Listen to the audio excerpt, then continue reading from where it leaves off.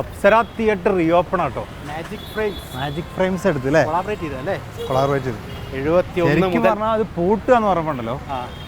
ഭയങ്കര സങ്കടം. അതായത് കോഴിക്കോടിന്റെ മൊത്തം സിനിമകളുടെ സ്ഥലമല്ലേ. നീ ഇവിടുന്ന് ആദ്യം കണ്ട പടം ഏതാ?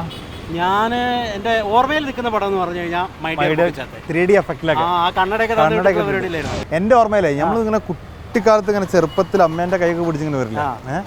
ആദ്യത്തെ എന്റെ തിയേറ്റർ ഓർമ്മ അപ്സര എന്നാ. പൈതൃകം സിനിമ, നമ്മളെ ജയറാം സുരേഷ് ഗോപിയൊക്കെ വാൽക്കണ്ണ് എഴുതിയ മകരനിലാവിൽ. അതിനുശേഷം നമ്മളിങ്ങനെ ക്ലാസ് കട്ട് ചെയ്ത് പടം കാണാൻ വരുന്നത്. ചില്ലറ പൈസയൊക്കെ ഇങ്ങനെ ഒത്തു വരുമ്പോ അത് കല്യാണരാമൻ പ്ലസ് 2 പഠിക്കുമ്പോ അത് വിടുന്നതാണ്. സിനിമകളിൽ പലതരം കാണലുണ്ടല്ലോ, അതിന്റെ ഓർമ്മകൾ പലതും. അതിനുശേഷം ഞാൻ ചോദിക്കണ്ടല്ലേ, അതിനുശേഷം ഒരുപാട് പടം. പ്രണയാതുരമായ സമയത്ത് പോയ തിയേറ്റർ കൂടിയാണ് പോയിട്ടുണ്ട്. ഇതല്ല കുറെ മാറ്റങ്ങൾ വന്നില്ല.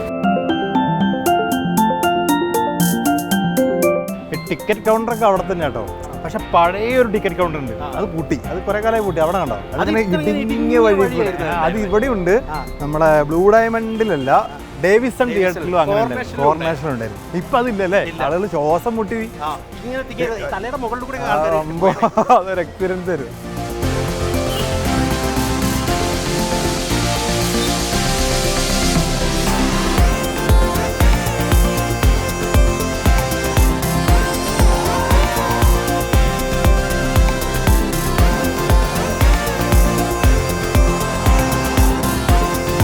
അങ്ങനെ നമ്മുടെ അപ്സര അങ്ങ് സജീവമായി കോഴിക്കോട് അല്ലേ.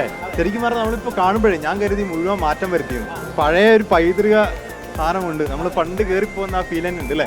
ചോദിച്ചു നോക്കാം എന്താ അങ്ങനെ. ഇത് മാജിക് ഫ്രെയിംസിന്റെ സിനിമാ ഗ്രൂപ്പിന്റെ അല്ലേ ജനറൽ മാനേജർ സെന്തിൽ രാജേഷ്. അതെ, അപ്പോൾ രാജേട്ടാ എന്ത് മാറ്റമാണ് ഈ കോഴിക്കോട്ടുകാർക്ക് വേണ്ടി? മാറ്റം എന്ന് പറഞ്ഞാൽ പ്രധാനമായിട്ട് സൗണ്ട് സിസ്റ്റം, അതായത് ഡോൾബി അറ്റ്മോസ് സംവിധാനം. ഇവിടെ പണ്ട് ഡോൾബി ഇല്ലായിരുന്നു, 7.1 സൗണ്ട് ആയിരുന്നു. അത് മാറ്റി സ്ക്രീന് സിൽവർ സ്ക്രീനാക്കി. പിന്നെ നമുക്ക് ഈ തിയേറ്ററിൻ്റെ എന്താ പറയണ്ടേ പരിമിതിക്കുള്ളതുകൊണ്ട്, പരിമിതിക്ക് ഉള്ളിൽ നിന്നുകൊണ്ട് കാര്യങ്ങളൊക്കെ ചെയ്തു പരമാവധി പഴമ നിലനിർത്താൻ നമ്മൾ ശ്രമിച്ചിട്ടുണ്ട്.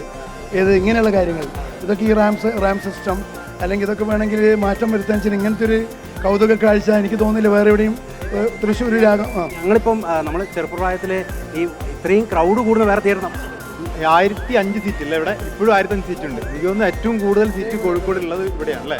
ഏറ്റവും കൂടുതൽ കോഴിക്കോട് എന്നല്ല, കേരളത്തിൽ 2ാം സ്ഥാനം. എറണാകുളം കവിതയാണ് 1100 സീറ്റ്, 2ാം സ്ഥാനം അപ്സരയാണ്. അപ്സര പൂട്ടിപ്പോവാന്ന് പറയുമ്പോൾ നമുക്ക് ഒരു കോഴിക്കോട്ടുകാർക്ക് ഒരു വിഷമമായിരുന്നു. കോഴിക്കോട്ടുകാരെ സംബന്ധിച്ച് ഇപ്പം ഡേവിസൺ, ബ്ലൂ ഡയമണ്ട്, സംഘം ഇങ്ങനെ പറഞ്ഞ് അതിൽ അപ്സര ഏറ്റവും പുഷ്പ അപ്സരയൊക്കെ ഏറ്റവും മുൻനിരയിൽ നിൽക്കുന്ന ആ തിയേറ്റർ പോവാന്ന് പറഞ്ഞാൽ കോഴിക്കോട്ടുകാരെ സംബന്ധിച്ച് സിനിമയ്ക്കുള്ളൊരു ഇടം നഷ്ടപ്പെട്ടു.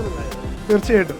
അതായത് മൾട്ടിപ്ലസിൻ്റെ എന്താ പറയുക ചെറിയ സ്ക്രീൻ കണ്ടിട്ട് ജനങ്ങൾക്ക് എന്താ വെച്ചാൽ എനിക്ക് തോന്നുന്നു ഒരു പരിധി വരെ ഇപ്പം എന്താ പറയണ്ട ബിഗ് സ്ക്രീനിലേക്ക് തിരിച്ചു വരുന്നു എന്നാണ് എനിക്ക് തോന്നുന്നത്. പ്രേക്ഷകരുടെ അഭിരുചി തിയേറ്റർ എക്സ്പീരിയൻസ് 5 തിയേറ്ററിൽ ഫുള്ളാവണമെങ്കിൽ സമാനം ഈ തിയേറ്റർ ഫുള്ളായി കഴിഞ്ഞാൽ മമ്മൂട്ടി ആളുകളെ വളരെയധികം ട്രീറ്റ് ചെയ്തു. അടിപൊളി കാരണം അടിപൊളി, ഞങ്ങളൊന്നും പറയാനില്ല. എല്ലാവരും പറയും മമ്മൂട്ടിൻ്റെ സമയമാണെന്ന് പറയും. മമ്മൂട്ടിയുടെ സമയമല്ല, മമ്മൂട്ടി അപ്ഡേറ്റഡ് ആണ്. കഴിഞ്ഞാട്ടാണ് ഈ 73ാമത്തെ വയസ്സിലും ഇങ്ങനത്തെ ഒരു വേഷം ചെയ്യാന്ന് പറഞ്ഞാൽ മമ്മൂട്ടിനെ സഹിച്ചിട്ടാണല്ലോ. തിയേറ്റർ എക്സ്പീരിയൻസ് നേരത്തെ അപ്സരയിൽ വന്നിട്ടുള്ള ആളാണ്, പക്ഷേ ഇപ്പം വളരെ മെച്ചപ്പെട്ടിട്ടുണ്ട്.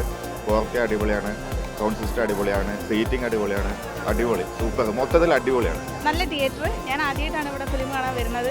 അപ്പം സൗണ്ടും കാര്യങ്ങളൊക്കെ അടിപൊളിയായിരുന്നു, നല്ലതായിരുന്നു. പഴയ അപ്സര തിയേറ്റർ എന്ന് പറയുമ്പോൾ നമ്മളെ കോഴിക്കോട്ടെ ഒരു സിനിമാ പ്രേമികളുടെ ഒരു വലിയൊരു കേന്ദ്രം ആയിരുന്നു പഴയ അപ്സര എന്ന് പറയുന്നത്. എന്താ പറയുക, ഒരു ആഘോഷപൂർവ്വം ആർഭാടപൂർവ്വം കാണാൻ വേണ്ടി പറ്റാവുന്ന, ആഘോഷമാക്കി സിനിമ കാണാൻ വേണ്ടി പറ്റാവുന്ന ഒരു തിയേറ്ററായിട്ട് തന്നെ ഇത് നിലനിർത്തി എന്നുള്ളതാണ്. അത് മാറ്റം വരുത്താതെ നിലനിർത്തി എന്നുള്ളത് വലിയ സന്തോഷമുള്ള ഒരു കാര്യം തന്നെ.